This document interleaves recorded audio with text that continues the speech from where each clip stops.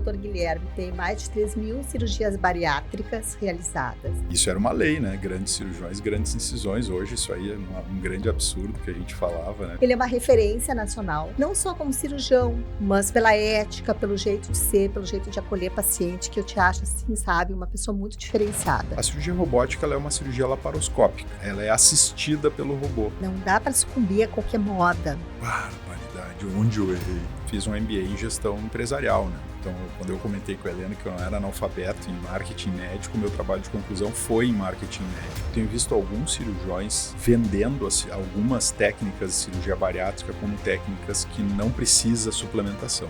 E o tempo é curioso, só a gente consegue organizar. Se tu deixar a coisa andar, se tu deixar a tua vida solta de médico, tu vai ser atropelado. Se tem uma coisa que a gente não pode, é corromper os valores da gente.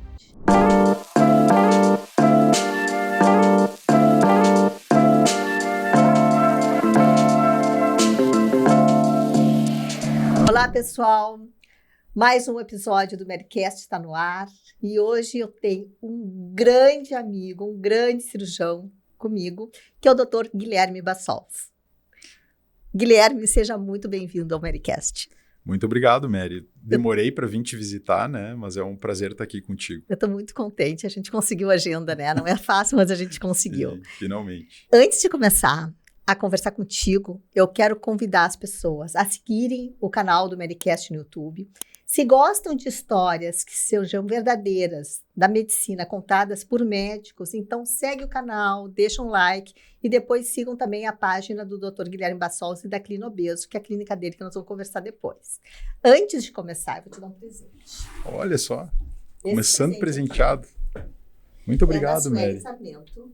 Muito obrigado. Pode abrir, fica à vontade. A Sueli Sarmento é a agência de marketing. Olha que lindo. Que cuida das minhas redes sociais, que cuida do podcast. Que legal, cuida Mary. de vários Muito obrigado. meus. Muito obrigado. Tá. Adorei o presente. Lindo, né? Lindo, lindo, lindo. Muito obrigado. E além da Sueli Sarmento, Gentil. eu tenho o patrocínio da Medfin, que é uma empresa de contabilidade para clínicas médicas, que trabalha também com a parte de estratégia de clínicas, e do programa Bem Atender, que é um programa meu e da Patrícia Ribeiro para treinamento de secretárias para clínicas. Olha que Esse legal. é um produto separado da Mary, consultora, mas que está cada vez precisando mais, das secretárias precisando de treinamento, entender processos e coisas, e a gente montou esse serviço. Não, certamente a gente vai poder usar esses serviços aí em Nós algum vamos momento. conversar sobre isso.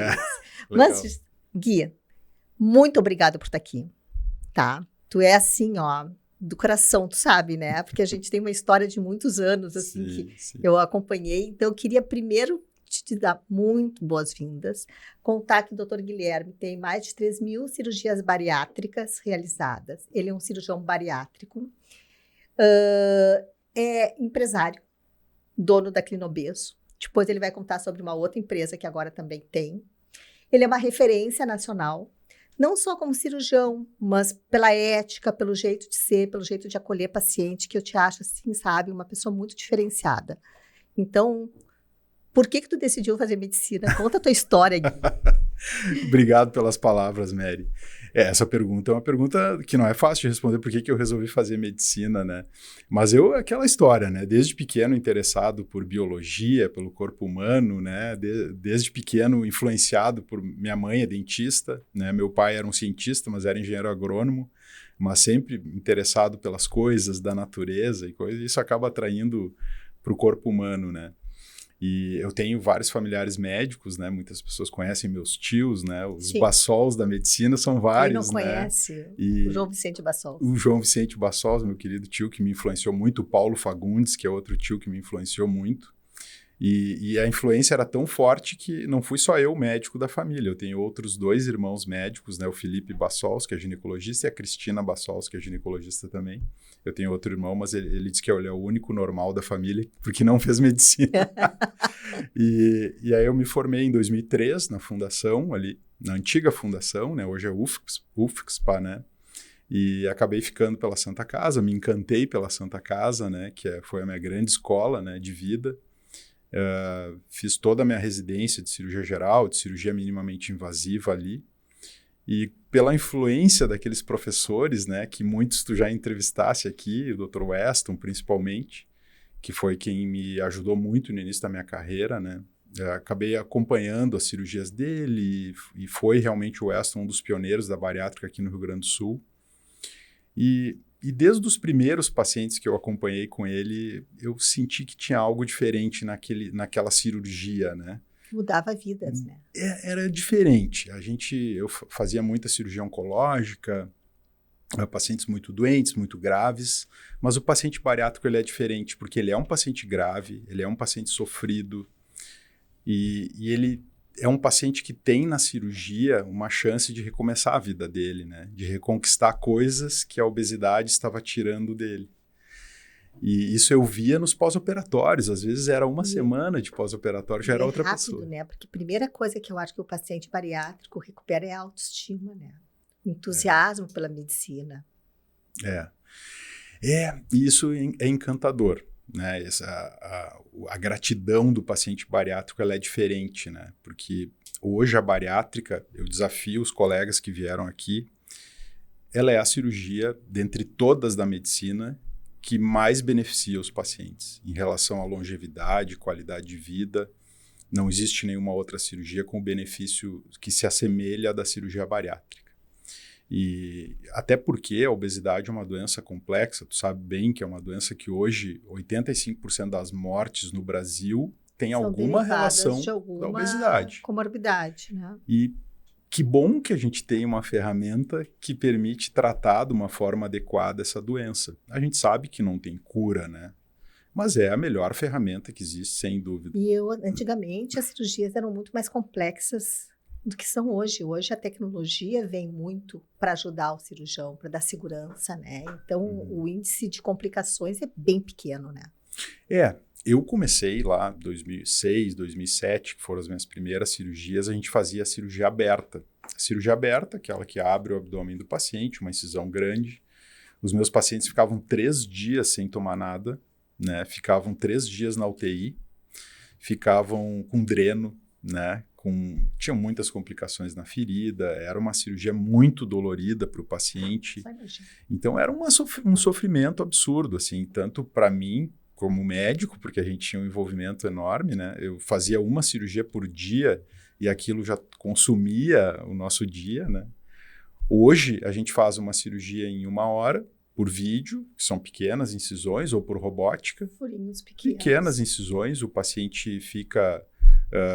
muitos pacientes ficam menos de 24 horas internados. Na sala de recuperação, eles já saem caminhando, já tomam líquidos, né? Muito pouca dor envolvida na cirurgia hoje. Por isso que não é minimamente invasiva mesmo. Essa é a característica, né? E felizmente a grande evolução foi a laparoscopia, né? Eu mesmo fui muito resistente no início, porque eu aprendi a fazer a cirurgia aberta e gostava de fazer e achava que era a melhor coisa do mundo. Porque também tem aí que tu estava sendo educado por grandes cirurgiões, e na época eu me lembro que os grandes cirurgiões, tinha até aquela história, os grandes cirurgiões são grandes incisões, né? Tinha muito isso. Eu me lembro muito disso na época que a gente fez o CBC. Sim, exato. Foi bem o divisor de águas, lá em 2003, 2004. Foi quando eu me formei ali. Isso era uma lei, né? Grandes cirurgiões, grandes incisões. Hoje isso aí é um grande absurdo que a gente falava, né? Felizmente, né? Então, quando a gente fala em evolução da cirurgia bariátrica, a gente fala em laparoscopia. Essa é a grande evolução. Agora, mais recentemente, a gente tem a robótica, que não é tão recente. Em 2011 eu estive no Panamá, eu já assisti um bypass robótico fantástico feito por um cirurgião coreano. E hoje é uma coisa que faz parte do nosso dia a dia, a cirurgia robótica, né?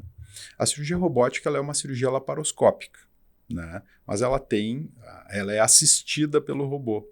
Isso faz com que a gente tenha uma visão melhor, uma destreza melhor nos movimentos. Isso é uma coisa importante de a gente falar, porque aprendendo, né, com vocês, não é o robô que opera, continua sendo o cirurgião. O robô, ele é guiado pelo cirurgião, né? Então, até onde eu entendi é isso, né? Porque esses dias alguém disse, não, é o robô que opera, então para que ter o cirurgião? Não.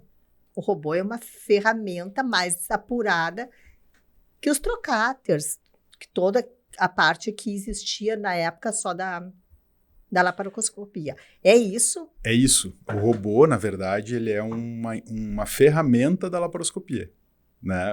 Através do robô, a gente consegue ter uma visão melhor, através da ótica do robô, movimentos mais delicados, mais precisos, através dos braços robóticos. Mas o robô, se o cirurgião não quiser, o robô não faz nada. O robô não tem vida própria. Não tem vida própria. Não foi projetado para isso o robô que a gente usa hoje. Por isso que é uma cirurgia robô assistida, né? É feita pelo homem, mas assistida pelo robô. Assistida no sentido de ter uma assistência por parte dos braços robóticos, né? É assim que funciona. E me diz uma coisa, depois de passar assim, ó, tantas histórias, né? Com tantas mudanças de vida, né? Que traz a bariátrica, o que te emociona? O que te traz, assim, de propósito de levantar de manhã e dizer assim, hoje eu vou fazer mais 2 cirurgias, 3 cirurgias, não sei quantas tu faz por dia. O que te move? Qual é o sentimento do cirurgião de ver a mudança desses pacientes? Essa é uma pergunta muito legal, né? Na verdade, eu acho que eu sou um cara abençoado, assim, né? Eu acredito em Deus, sou cristão, né? Até tô incentivando meus filhos a fazerem catequese e tudo, a gente está bem envolvido com isso, porque eu acredito nessas questões espirituais, assim. Eu acho que eu sou um cara abençoado porque eu consegui achar um campo de trabalho que eu unisse a minha paixão pela cirurgia, né? Pela cirurgia avançada, que a bariátrica é uma das cirurgias mais avançadas que a gente tem, e o benefício que isso traz para os pacientes. Então, toda vez que eu vou para o hospital, eu sei que eu vou transformar a vida de alguém, né? E, felizmente, tem acontecido 2, 3 vezes por dia a transformação da vida de alguém. Mas algo mais valioso do que isso, e eu acho que é o que me encanta, é algo que não tem preço, Mary, que é o tempo de vida. A bariátrica, ela devolve tempo de vida para essas pessoas.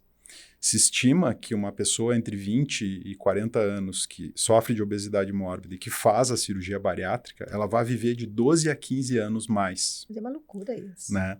Então, poxa vida, o que dá para fazer em 12 anos? Né? Dá para se formar numa faculdade, dá para ver um neto nascer, dá para ver um filho crescer, dá para fazer muita coisa. Né? E a gente faz isso numa cirurgia de 1 hora. Né? A gente devolve para a pessoa 12 a 15 anos de vida com uma cirurgia que eu demoro 1 hora para fazer, que ela vai embora no outro dia. Então, isso é o que me encanta hoje. Isso aí é incrível, né? E uma coisa que esses dias eu estava escutando, a comparação da tal das canetas, né, emagrecedoras com a cirurgia bariátrica. E daí alguém falou assim, não, no futuro a cirurgia bariátrica vai terminar, porque agora com esses medicamentos, dessas canetas, não vai precisar fazer cirurgia mais. Mas não é bem assim, né? Sim. Assim, ó, eu não tenho realmente uma bola de cristal para saber se um dia a cirurgia bariátrica vai terminar. Tantas cirurgias na história da medicina terminaram, né? Mas com o que nós temos hoje, eu não consigo enxergar essa possibilidade. O que a gente tem falado muito, e agora teve o Congresso Mundial de Obesidade, de cirurgia bariátrica, é as terapias combinadas. Isso a gente tem trabalhado muito fortemente na Clinobeso, com a nossa nutróloga, com os clínicos, com a nutricionista, que é o uso de canetas emagrecedoras, que é o nome que está se usando, em pacientes bariátricos, seja no pré-operatório, para que eles tenham um peso mais seguro para operar, quanto no pós-operatório, para aqueles pacientes que estão com um pouco mais de dificuldade de emagrecer ou pacientes que tiveram reganho de peso. Esse é um uso muito legal. Eu penso que o resultado, o alvo da perda de peso de um paciente que faz bariátrica e de um paciente que tem indicação de usar as canetas é totalmente diferente. Né? O meu paciente é um paciente que está com risco de vida pela sua obesidade. Sim. Né? E que muitas vezes o uso de uma medicação é um erro. Né? É um erro, é fazer o paciente jogar dinheiro fora. Né? Pois é, não, o custo é alto e teria que ser usado por muito tempo para dar um resultado que a gente não sabe nem se vai ser satisfatório. Eu fiz um vídeo esses tempos, né, falando que a gente tem um medicamento que tem um custo único que dura para a vida toda, que é a cirurgia bariátrica.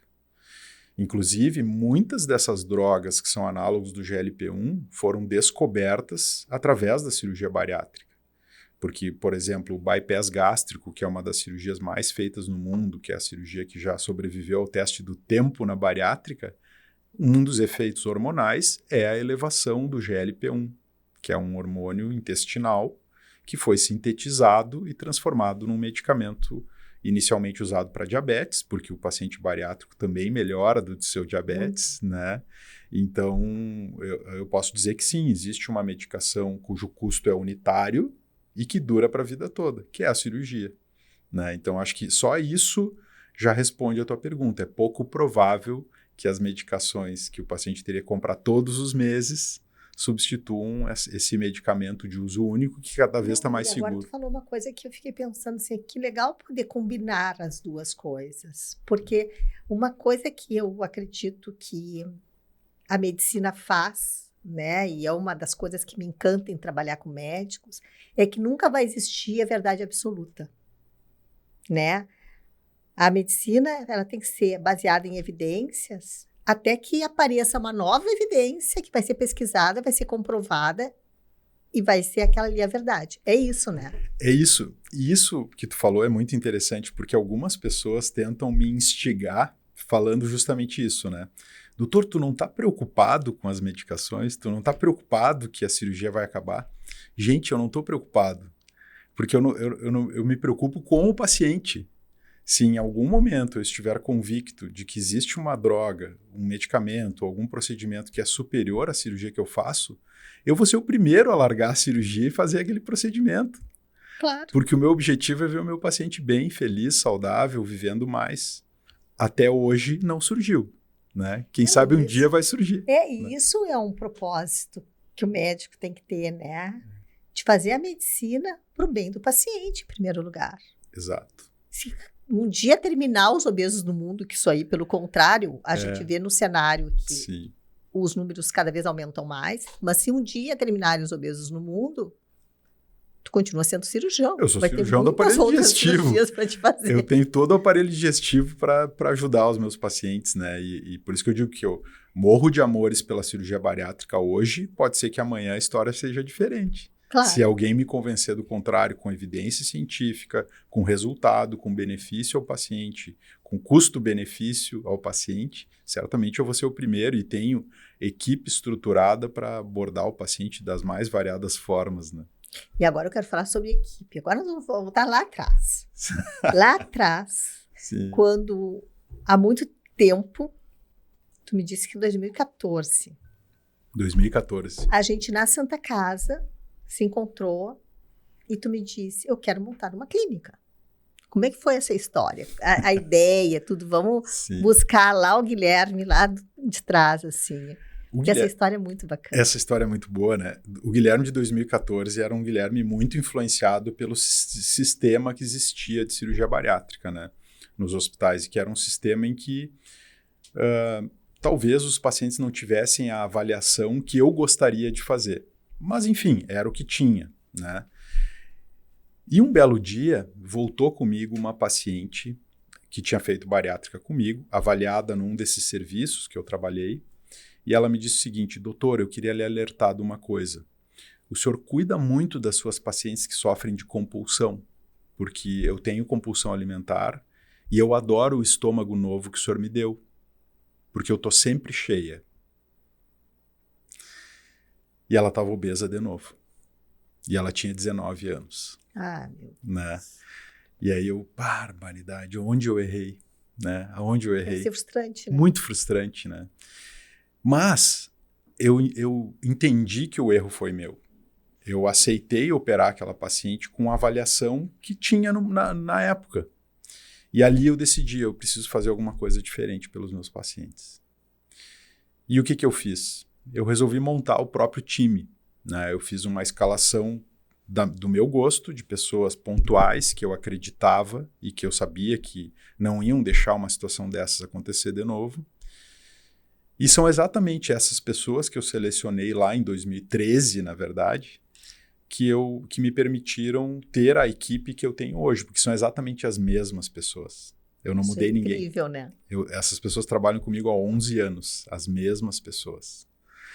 E eu nunca mais tive uma história triste dessas, felizmente, né? Claro que a gente tem casos mais difíceis ou menos difíceis, mas uma história triste a ponto da paciente me falar isso nunca mais. É fundamental a equipe multidisciplinar para isso, né? O cirurgião sozinho ele não vai conseguir fazer a mudança de chave, né? Esse foi o grande erro que eu cometi no início da minha carreira como cirurgião bariátrico, acreditar só na cirurgia como ferramenta de solução para os pacientes. Na verdade, a obesidade é uma doença multifatorial e ela precisa ser abordada pelas suas mais variadas facetas, sejam psicológicas, sejam orgânicas, sejam físicas, né, hormonais. E hoje eu acho que a gente chegou num ponto de excelência, assim, de cuidado com o paciente bariátrico. Hoje a equipe da Clinobeso, ela tem endócrino. Nós temos 2 nutricionistas, 2 psicólogas, fisioterapeuta, nutrólogo, endócrino, clínico, cardio, Gineco. gastro, gineco, deixa eu ver se eu não tô, anestesistas, né? Nós somos 3 cirurgiões, né? Então é uma equipe, hoje nós temos 14 pessoas trabalhando na Clinobeso, dando assistência para os pacientes, né? Então, realmente é uma equipe robusta, né? Todos com dedicação praticamente exclusiva para a cirurgia bariátrica. Isso vai fazer diferença. Faz a diferença. Até para o paciente se sentir apoiado, né? E seguro, né? De que se ele precisar de uma área ou de outra, vai ter o...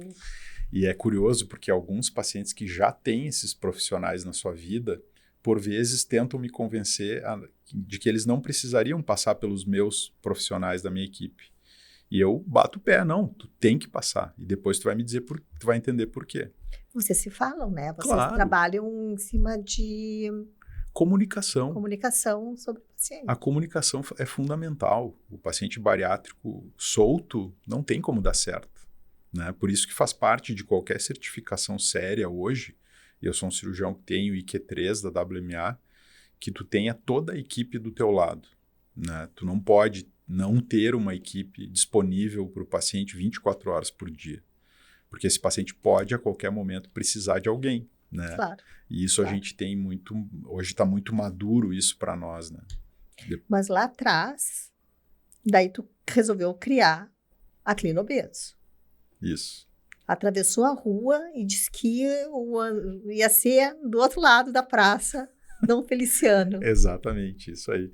E fez uma bela de uma clínica lá. Aquela clínica era um banco, né? Tem uma história engraçada, porque dentro daquela sala que eu aluguei na época tinha um cofre. O cofre tinha mais de 1 tonelada. E o banco saiu da sala. E deixou o cofre. E deixou o cofre. Claro. E aí eu me lembro da novela para tirar o cofre, tivemos que abrir a janela, foi um guindaste na Praça Dom Feliciano para tirar o cofre lá de dentro, né? Mas enfim, fizemos uma bela clínica, foi a primeira, tu me ajudasse a montar toda a identidade visual, todo o layout, né? Toda a estrutura de equipe, e lá surgiu a Clinobeso em 2014, né? E foram anos muito bons, né? Em que a gente teve toda a questão estratégica da localização, Grande Porto Alegre, interior, as pessoas tinham acesso fácil. Mas O hospital de referência era a Santa Casa, então era só atravessar a rua. era só atravessar a rua, para mim era muito prático, né? Então realmente era muito bom e foram anos muito importantes para a nossa consolidação como uma equipe, né? Mas o tempo passou, né, Mary? E a gente acabou vendo que talvez ali já não tinha mais o perfil dos pacientes que nós queríamos naquele momento, né? A gente precisava ir para um ambiente mais qualificado, com mais estrutura, né? A gente teve alguns problemas pela localização também. Ela era boa, mas também não era tão boa. Aí a gente acabou optando nós nos mudamos para o Medplex, que é onde nós estamos hoje, né? E hoje tu opera onde? Eu continuo operando na Santa Casa, eu opero no Mãe de Deus e no Blank. Hoje o meu hospital preferencial é o Blank. Sim, porque tu já tem a própria Clinobeso ali, né? É ali. Eu digo que eu estou a 1 minuto dos meus pacientes. E isso é uma coisa importante para bariátrico, o cirurgião estar acessível aos seus pacientes. Então, me liga, doutor, estou com uma dor estranha, 1 minuto eu estou do lado do meu paciente, né? Isso aí, assim, ó, médico bom é aquele que atende, né? Sim. Isso aí é uma coisa que eu tenho uma amiga do interior que sempre diz, médico bom é aquele que te atende, não é o doutorzão lá que tu não consegue consulta, vai conseguir consulta daqui 4 meses. Sim. E um paciente pós-cirúrgico imediato, ele provavelmente tem várias inseguranças. Qualquer dor, qualquer desconforto, ele quer. Isso, o médico, quando fala com a gente no telefone, a gente já fica quase boa muitas vezes, né? É verdade. Porque é a confiança que a gente adquire e o momento que o paciente consegue ter acesso à equipe rápido, isso aí vai fazer diferença na fidelização dele até o tratamento. Tem uma coisa que é uma lei para mim na medicina, eu ensino para os cirurgiões que trabalham comigo, que é a questão do tempo, né? O tempo é fundamental para a cirurgia, o tempo de assistência, né? E eu lá no início também cometi alguns erros, né? Por não estar mais próximo do paciente nesse pós-operatório. As poucas complicações cirúrgicas que eu tive ao longo da minha vida, eu acho que muitas eu poderia ter corrigido diferente se eu tivesse mais próximo do paciente. Então, hoje, esse é um problema que a gente não tem. O meu paciente bariátrico, ele é visto 5 vezes no dia da cirurgia por mim, pelos integrantes da equipe, a gente está ao redor do paciente o tempo todo, né? Então, hoje, nada nos escapa. Né? E tu sabe que tu contando tudo isso, me chama atenção, e eu acho isso muito bonito, tá? É a humildade de saber que lá atrás errou. Porque a gente só vai conseguir evoluir se a gente olhar de uma forma crítica para os nossos erros e dizer assim, pô, eu podia ter feito diferente. Sim. Só tu para vir aqui me falar dos meus erros, né, Mary? Mas é que erros se tornam acertos depois, claro. Né, Guilherme? Eu contei mais de um erro aqui meu, né, mas acho que isso demonstra também a humanidade do médico, né, de saber que a gente não está muito longe de ser perfeito, né? E a gente precisa aprender com eles, isso é desde sempre, né? E isso me passa mais confiança no médico, porque é muito perigoso quando a gente, principalmente os cirurgiões de todas as especialidades, e eu já posso dizer que eu acho que eu já atendi quase todas as especialidades da cirurgia, aquele perfil de profissional que acha que nunca errou, ou que só os outros erram, ele está sempre na iminência de cometer um erro. Seja por, sei lá, agora eu posso falar uma coisa que alguns podem ficar chateados comigo, mas seja por displicência, por soberba, sabe? Por várias coisas que o ser humano é factível da gente passar por isso. Então, o momento que a gente se mantém, sabe, estável, humilde, sabendo que sempre vai ter o que aprender, a gente vai estar evoluindo. Agora, quando a gente dá o teto e diz, não, já sei tudo, não preciso, a gente começa a correr risco, tu não acha? Total. Eu tenho a oportunidade, até hoje, cada vez mais, né, de treinar outros cirurgiões. Eu tenho ido de São Paulo para baixo, acho que muitos cirurgiões jovens foram treinados por mim para fazer cirurgia bariátrica através das empresas, que eu faço preceptorias, né? E eu digo muito isso para eles, né? Estejam ao lado do seu paciente, reconheçam as suas limitações, né? Não desprezem sinais que os pacientes lhes dão, né? Justamente porque isso vai fazer toda a diferença no desfecho, né? Vai. Então, eu concordo muito com o que tu falou, eu não só pratico isso no meu dia a dia, como ensino isso para cirurgiões jovens, né? Não, e é o papel do mestre fazer isso, né?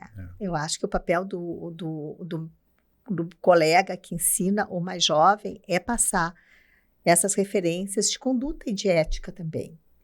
E falando em ética, né?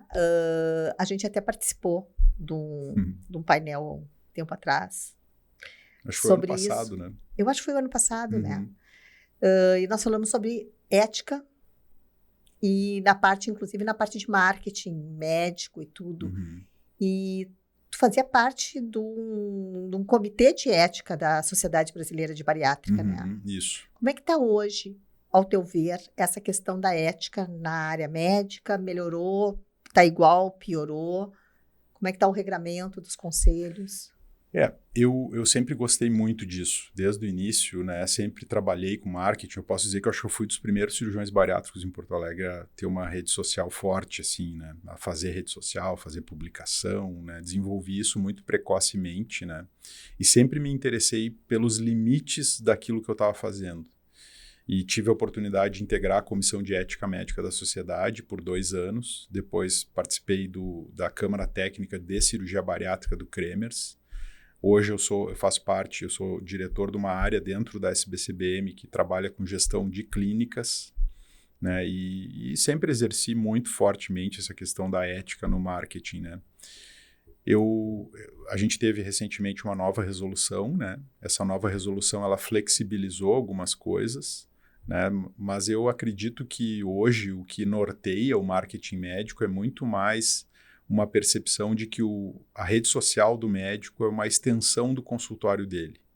Por mais que muitas coisas tenham sido liberadas, tem muitas coisas que eu não faço, porque eu não quero que o meu paciente ou o meu cliente me enxergue de determinada forma. Então, eu acho que a imagem do médico ela tem que ser preservada. A gente tem uma imagem a zelar, uma imagem de segurança, de confiança, e tem algumas coisas que eu não tolero. Acho que essa flexibilização ela foi importante, era necessário uma atualização. Era necessário em relação às outras áreas que estavam se beneficiando. A gente tinha áreas não médicas que acabavam ocupando aquele espaço, né? Mas é importante que nós médicos tenhamos a consciência de que a gente tem uma imagem médica a zelar, né? Então, eu estou sempre corrigindo. Agora, no congresso de outubro, que é o Congresso Brasileiro de Cirurgia Bariátrica e Metabólica, do qual eu sou integrante do comitê científico, eu vou dar aula sobre a nova resolução. Então, a aula na plenária principal, eu sou o palestrante. Eu vou abordar muito dessas questões, né? Do que eu acho, da forma que eu acho que o cirurgião bariátrico deve se postar. Porque nós somos isso que eu já falei, nós somos a ferramenta de mudança para essas pessoas. A gente tem que ter uma imagem íntegra, né? E não dá para sucumbir a qualquer moda.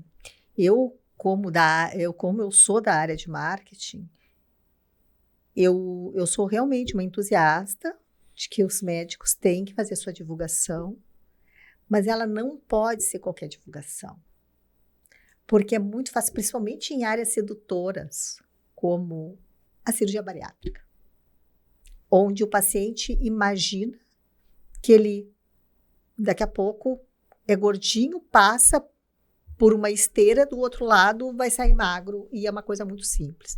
Isso não é simples, isso é complexo, isso depende da equipe multidisciplinar, do comprometimento do paciente, então não é jogo de palavras, um post que pode convencer. Ele tem que trazer o paciente para dentro da clínica para os médicos poderem fazer o trabalho de mostrar para o paciente o que é melhor. É a maneira que eu penso. Perfeito. Né? E não convencer o paciente antes de passar pela medicina. Perfeito. Eu acho que é isso, sabe? É isso. Eu penso que a rede social ela tem que ser uma ferramenta de ensino também. Né? Eu vejo a cirurgia bariátrica sofrendo ainda muito de desinformação. Eu ouço absurdos sobre a cirurgia bariátrica, né? Que quem opera vai morrer, quem opera vai ter câncer, quem opera vai ficar careca, quem opera uma montanha de absurdos, né? E muita gente mal intencionada dando eco a essas coisas, né? Talvez com alguns interesses escusos, talvez por desinformação, talvez só em busca de likes, né? E nós que somos autoridades no assunto, temos o dever de estar ali. Sim. Né? Estar ali falando as coisas como elas são, ensinando os pacientes, levando conhecimento aos pacientes. A rede social, ensinar pode.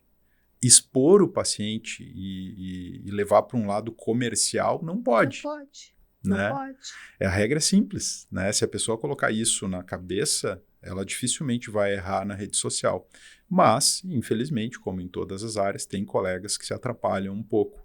Talvez por uma ânsia de ter mais pacientes. Às vezes não estão bem orientados. Às vezes por falta de orientação, né? Então, eu, como diretor médico da sociedade, que eu fui até o ano passado, eu vira e mexe, eu dava uma chamada no telefone de alguns colegas. Cara, dá uma organizada aí na tua rede social.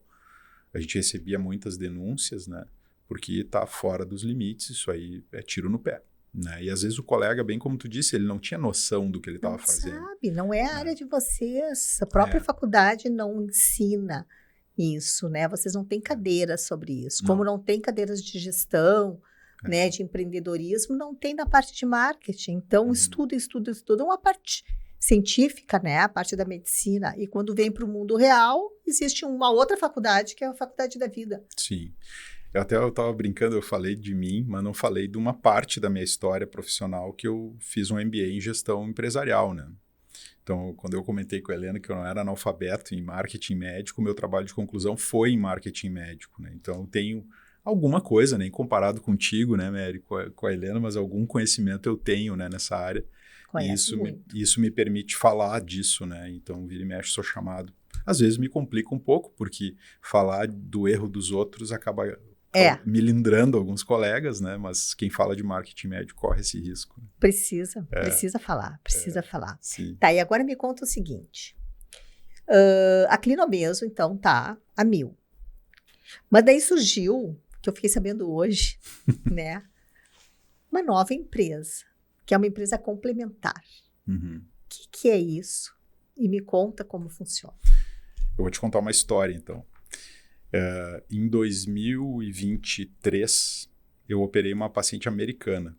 Ela veio de Miami para fazer bariátrica aqui no Brasil, numa estrutura semelhante a um turismo médico que houve ali. Uhum. E ela ficou super bem da cirurgia e no pós-operatório, todas as revisões eu acabei fazendo online, por telemedicina. E numa das consultas eu questionei ela como é que estava sendo a suplementação dela, que é uma pergunta que tu faz para todo paciente que faz cirurgia bariátrica. E ela me disse, tá ótima, doutor, eu faço no shopping. E aquilo me intrigou, como assim no shopping, né? E ela me contou que nos Estados Unidos existem unidades de suplementação venosa feitas em ambientes públicos, em que ela chega, passa um cartão de crédito dela num totem, seleciona a suplementação dela, e senta, faz e vai embora, né? E segue o passeio no shopping, né? E eu me intriguei com aquilo, eu e minha esposa, a doutora Karina, que é a nutróloga da equipe, é minha esposa, que é minha sócia, e nós nos aprofundamos nesse conhecimento da suplementação injetável. Então hoje não, já faz um ano, nós abrimos a Therapy. A Therapy eu digo que é um braço da Clinomeso. É a primeira clínica brasileira específica para a suplementação de pacientes bariátricos. Só bariátricos? Só bariátricos, a gente só trabalha com pacientes bariátricos. E, claro, obviamente começamos a aprofundar o conhecimento, né? Hoje é uma coisa muito consolidada, né? Lembrando que existe uma interface muito tênue, assim, as pessoas às vezes confundem a soroterapia, algo que tangencia aquela coisa desonesta, né, que pode ser feita. Mas não, nós somos uma clínica específica para pessoas que têm deficiências nutricionais porque fizeram uma alteração no seu trato digestivo e por isso precisam de uma suplementação adequada. Isso para o paciente vai fazer muita diferença?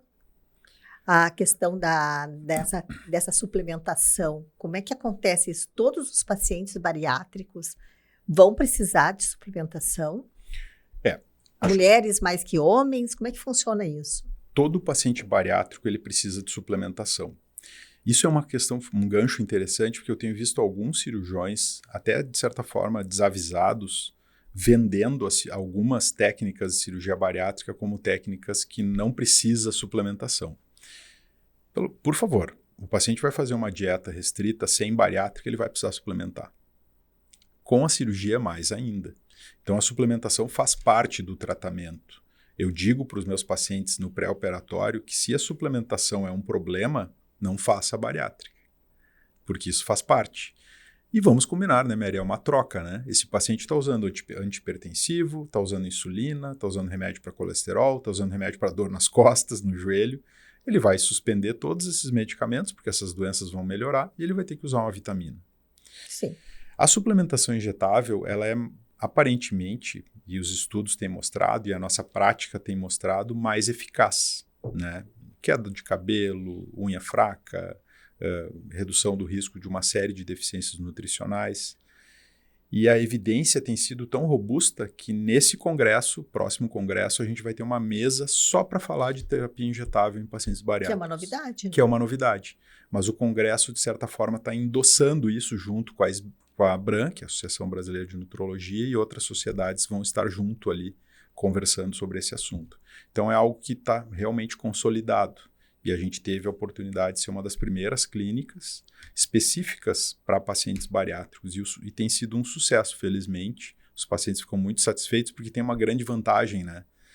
Uma coisa que incomoda muitos pacientes é a necessidade de tomar o comprimido todos os dias. E lembrar, né? E lembrar. As meninas da clínica avisam o paciente, semana que vem a senhora tem que fazer seu soro. Ele faz uma vez por mês, uma vez a cada 45 dias. né? É muito mais prático, É muito né? mais prático se a pessoa tem uma rotina corrida. E eu queria saber uma curiosidade minha. Quem precisa mais de suplementação? São mulheres? São homens? Os dois? Tem a ver alguma coisa com... no caso da mulher, a mulher tem a questão da menstruação, né? Do climatério, da menopausa. Isso muda? Como é que funciona? Eu vou te dizer assim, Mary, fisiologicamente, a gente não tem nenhuma diferença na necessidade de suplementação pelo sexo. Mas as mulheres procuram muito mais. Que os homens. Porque aquelas alterações possíveis de ocorrer quando o paciente tem alguma deficiência nutricional, do tipo uma queda de cabelo, unha fraca, incomoda muito mais as mulheres. Sim, Então, claro. as mulheres são melhores pacientes do que os homens, né? No sentido... Para todas as especialidades, Pra porque a mulher procura muito mais médico que homem. Muito mais. 80% dos meus pacientes bariátricos são mulheres, né? Mas isso não quer dizer que as mulheres tenham... 80% das mulheres sejam mais obesas do que os homens. Não. Uhum. A obesidade tem um percentual muito semelhante. É que as mulheres procuram o tratamento. E assim como procuram o tratamento, procuram a suplementação também mais do que os homens. Mas, teoricamente, ambos deveriam ter a mesma suplementação. Tá? E Guilherme, como é que tu consegue lidar com o perfil de cirurgião, de empresário, pai, esposo? Como é que tu lida com todos esses papéis para fazer um equilíbrio da tua vida? Porque tu também tem que estar... Eu sempre digo, né? O cirurgião, ele é um empresário primeiro de si mesmo, né? Ele também tem que estar saudável, ele também tem que manter o peso, também tem que fazer esporte, tem que ter tempo para tudo isso, né? E a gente vê cada vez mais cirurgiões, médicos em geral, não são só cirurgiões, médicos em geral, correndo muito, né? Atrás da máquina, como a gente diz. Parece que os compromissos não cabem dentro do dia, né? Como é que tu lida com a tua vida organizacional nesse ponto? Eu sou casado com a doutora Karina, né? Eu sou pai do Davi e da Rafaela, são meus 2 filhos. O Davi está com 13 anos, Mary. Meu Deus. O Davi está com 13 anos, está mais alto do que eu. Meu Deus. A Rafa tem 9, né? E são 2 crianças ótimas, né? Estudiosos. E não vou aqui no teu podcast falar mal deles, né? Porque eles vão assistir certamente. Vão. Não é fácil responder essa pergunta, né? Mas assim, eu como sou um profissional liberal, eu não tenho nenhum emprego, né? Em determinado momento da minha vida, eu decidi que se eu não organizasse a minha vida, ninguém ia organizar por mim. Porque o sistema médico hoje no Brasil, ele é desfavorável para uma vida organizada. A gente tem uma vida muito atropelada, assim, uma cirurgia atrás da outra, horários inadequados. Então, eu em determinado momento disse, olha, eu vou organizar a minha vida. E eu tenho uma secretária que me ajuda nisso. E hoje a minha vida é muito organizada. Eu opero de manhã, eu almoço em casa com meus 2 filhos, eu atendo de tarde, 6 da tarde eu estou em casa. Ah, perfeito. Essa é a minha vida. Perfeito. E isso todos os dias, menos sexta, que eu só trabalho de manhã, que eu fico só fazendo atividades administrativas nas clínicas. Então a minha vida hoje é assim, eu não trabalho final de semana, e isso me permite operar de 8 a 10 cirurgias por semana, que é um volume que não é um volume escalado de cirurgias, que me permite cuidar pessoalmente dos meus pacientes, que é uma exigência que eu tenho também. Certamente poderia operar mais? Poderia, mas eu não quero, porque eu preciso cuidar dos pacientes, né? Em determinado momento na minha carreira, eu escalei as cirurgias. Abri a porteira, marca todo mundo, fazer 5, 6 cirurgias num dia, mas eu já não sabia mais quem era quem. E daí a coisa perde o sentido. Eu não sabia mais quem era quem. Eu já não me lembrava mais se aquele ponto que eu tinha dado naquele paciente que está com dor não foi no outro. E eu parei. Não, isso aqui não dá. Não é isso que eu quero para mim. Então, hoje eu sei exatamente o ponto que eu dei naquele paciente que está dizendo que está com náusea, que está com uma dor ali. Isso... Tu consegue fazer um atendimento muito mais personalizado por ter tempo. Exato. E o tempo é curioso. Só a gente consegue organizar. Se tu deixar a coisa andar, se tu deixar a tua vida solta de médico, tu vai ser atropelado. Tu não vai ter tempo para nada. Não cabe. É. Se tu não der o limite para tua agenda, tu não vai ter tempo para as tuas coisas. Não. Na vida de médico, acho que praticamente todos sofrem do mesmo dilema. Ou vocês determinam que o tempo para ficar em casa é X, para fazer o esporte é Y, ou quase que ficam 24 horas por dia trabalhando. Dedicação exclusiva. E eu vou te dizer, Mary, essa minha postura, que já vem há muitos anos, ela inspira os colegas que trabalham comigo. Com certeza. Os colegas que me circundam, anestesistas, cirurgiões, até o pessoal da enfermagem, o pessoal acha, que legal trabalhar com o Dr. Guilherme. Porque ele é pontual, ele chega no horário. A cirurgia dele, a gente sabe a hora que vai começar, a hora que vai terminar. A gente sabe que a gente vai almoçar em casa. A gente sabe que a gente pode pegar o nosso filho na escola. E isso é qualidade de vida, no final das contas. É qualidade de vida para todo mundo que assiste o paciente. Então, o clima muda, o clima da equipe muda, e isso gera respeito para a equipe, né? Respeito no hospital. O pessoal do hospital sabe que se eu chegar no horário e não tiver tudo no lugar, eu vou reclamar, porque eu tenho que almoçar em casa. Entendeu? São a questão das prioridades na vida, né? Os valores que a gente tem que colocar no nosso dia a dia, né? O meu valor principal ali no hospital é a segurança do meu paciente. Mas elas sabem que o segundo valor é eu ir almoçar em casa. Tá certo. Né? E isso faz parte da minha qualidade de vida também. A gente tem que... se tem uma coisa que a gente não pode, é corromper os valores da gente. No momento que a gente se afastar dos valores, começa a dar uma confusão na cabeça, né? E a gente não consegue... Muitas vezes eu vejo que tem pessoas, e eu já atendi pessoas assim, que não sabem por que não estão deslanchando, mas elas estão cada vez indo na conversa de um ou de outro, ou numa moda para cá, uma moda para lá, e não estão enxergando a sua essência. O momento que a gente, como pessoa, diz: eu só vou até aqui, para esse lado eu não vou, porque eu não concordo, e tu começa a definir tua vida fica mais clara, começa a ser mais assertivo, começa a ser mais feliz, começa a dar mais resultado. Claro, e todo mundo sente isso. Sabe? Porque é uma coisa de dentro para fora. Então, por isso que eu digo assim, não adianta virar um personagem do marketing, né? Tem médicos que se transformam num personagem, a gente nunca pode se transformar. Eu sou eu e ponto final. Gosta. Alguns vão gostar, outros não, mas tudo bem, né? Exato. Felizmente. A gente não vai agradar todo mundo, né? Exato. Isso aí é impossível. E eu brinco até às vezes no bloco, se começa a atrasar, eu tenho que ouvir as histórias da Rafa que ela tem para me contar da escola, porque ela almoça comigo, ela sempre... E aí de mim que não esteja lá para ouvir as histórias dela, né? E não dá para perder isso, não né? Não dá, não, imagina, ela nunca mais vai ter 9 anos. Não vai ter mais, isso é muito bom. Guilherme, e se tu tivesse que contar ou dizer alguma coisa para o Guilherme de 10 anos atrás, o que tu diria para esse Guilherme de 10 anos atrás? Eu diria calma. Calma o coração. O Guilherme de 10 anos atrás era muito ansioso com as coisas, né? Para que tudo acontecesse, né? Mas a calma, ela é profundo isso que eu disse, porque na verdade eu observo nos cirurgiões jovens uma ansiedade muito grande para que as coisas aconteçam, sabe? E às vezes, poxa vida, só tenho uma cirurgia essa semana, né? E agora, não vou conseguir sair daquele emprego porque eu não tenho cirurgia. Calma.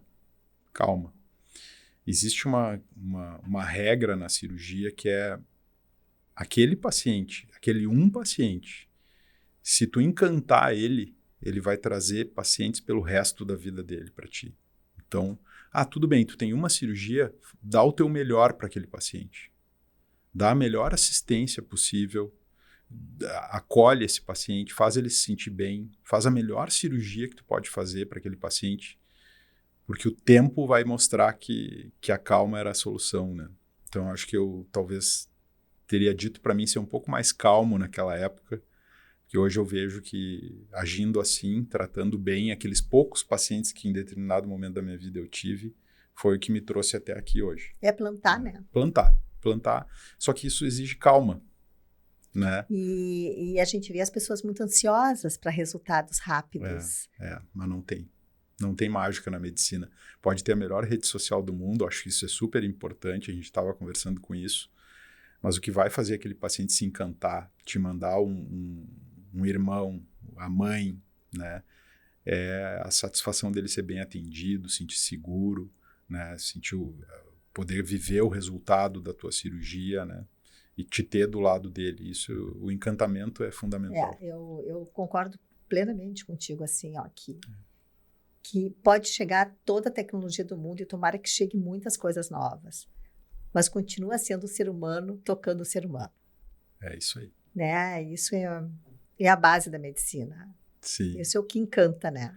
Hoje eu atendi uma moça do interior.